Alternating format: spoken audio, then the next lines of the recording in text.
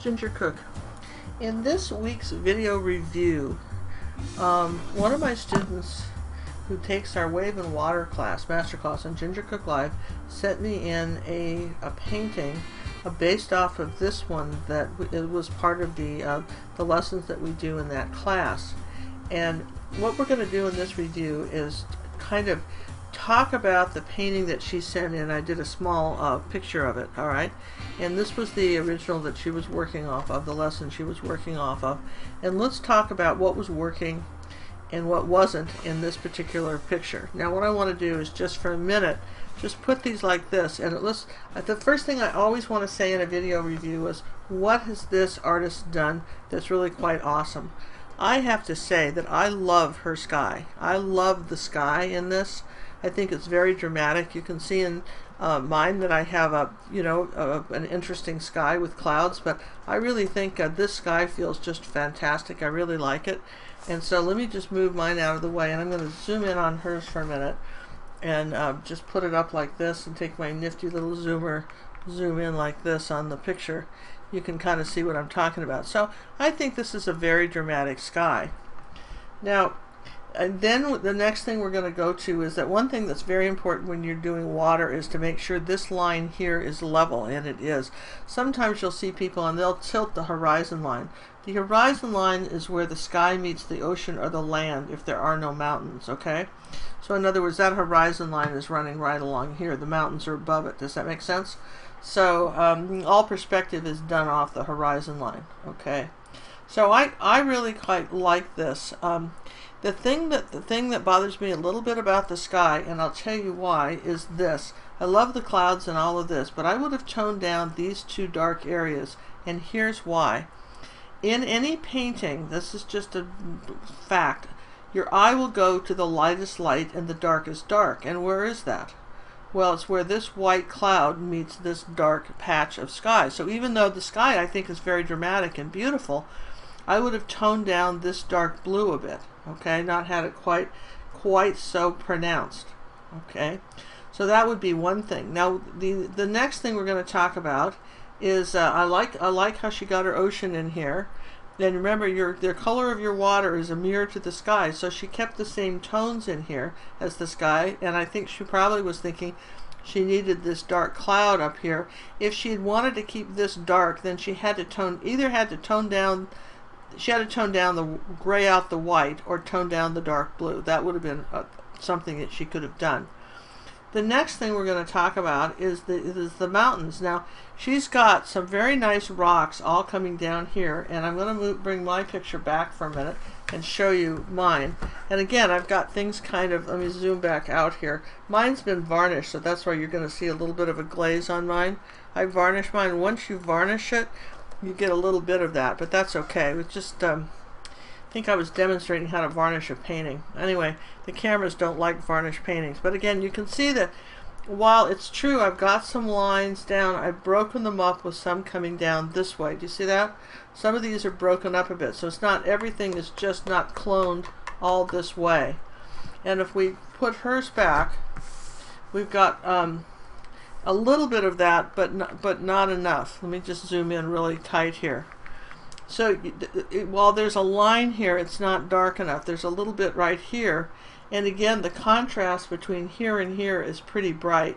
We could have had some more of the lights and darks on the hills, and maybe just thought a little bit about the angles of this.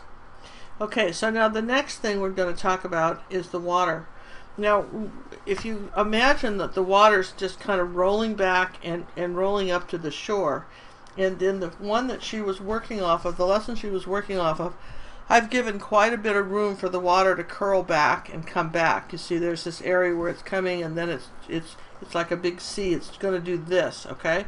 Comes in, curling in. Where I think for the clarity of it, I would have brought more water back at least to here. I would have brought the water back a little bit further, at least to here. I like how she's got the water where you can see through it, sort of, translucent. But on the other hand, it would have been nice if we'd had a little more water coming back this way. Where we run into a difficulty is this line right here, because okay, you've got to imagine, and I'm going to just show you on a piece of chalk. This is kind of, you kind of have to. I know she was. It seems almost right, but what you've got to think about when water's coming to the shore is the tide. If you've ever sat on the beach, it comes in. So you've got your rocks coming down. Let's just make this real simple, coming down like this, and you've got this peninsula with a little beach. Okay, so you've got water that's either the tide's either going out this way or it's sort of coming back in that way. Let me just show you. Let me zoom back out here. The tide's either coming out this way or it's coming in this way. All right. Okay. So what's happening is in this one, we're not in this picture. We're not sure what happened. And I know this is subtle, and it's kind of it's an interesting thing from the we've got, and again, it's just a matter of where this point is. This point is curving around like this, and this one's curving this way. So we've got this little dark trough, but we're still getting this curve going here with the water, and then we've got it coming up like this. Where on this one, because the point ends up a little higher, it ends up here, it's not clear, and it's a little dark. This is a little dark. Again, we've got the values a little dark, and we got real dark back here, which we don't have.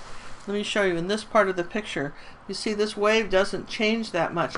There's not such a dramatic difference between here, here and here. But here we've got this really dark, we've got this really dark. If I were to just cover up this much of it, where I've covering it up, that still kind of works. If we had just made a sort of a plain water, not done any of this stuff, and just had it coming in like this. So those would be a couple of suggestions about how you might make some corrections when you're thinking about water. Again, you've got this big light rock here, but we don't see the light going up anywhere else. And as an artist, you've got to be able to, your light is sort of a path. It's into the picture. So if we've got our light here, again, there's a light here and a dark here. It sort of is fighting with this here, with the dark clouds and the dark sky. All right, the white clouds and the dark sky.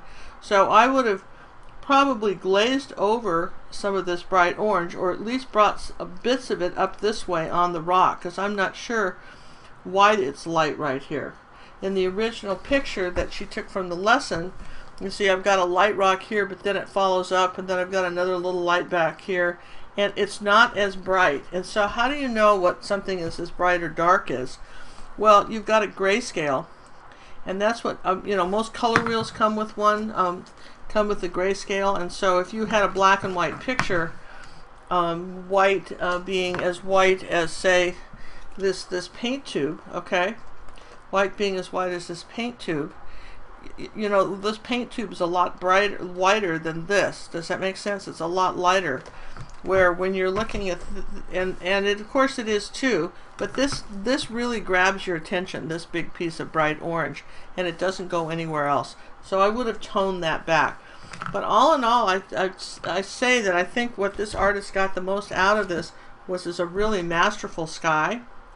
And I would just, if she made just a few of these changes, just sort of changed this little bit in here, maybe brought these waves out a little further so that you had more of a reach coming out, and just glazed back over this, I think it would be a very successful painting. So that's this week's Ginger's video review. And if you want your own painting reviewed, all you have to do is to belong to gingercooklive.gallery, which is a monthly subscription basis for online lessons. I have over 150 hours now, you guys, of video lessons online for one price, 24 hours a day. You can watch it, all these different lessons for $24.95 a month, $19.95 for seniors. and and you can watch it on your Mac, your PC, your iPhone, your iPad. It's very user friendly. One password is for the family. It's not per person, so it's a great value. And then when you do the paintings in the different lessons, you can send them to me, and I will dictate back a review. And every once in a while, I will pick out one for YouTube that I think would be very helpful. So I want to thank you for watching and invite you to comment and like, and we're doing these weekly. So this is this week's video review of this ocean scene from the Wave and Water Masterclass. So thanks very much for watching, and let me just zoom back out on this like that. I'll put this right here, and we'll see you next week.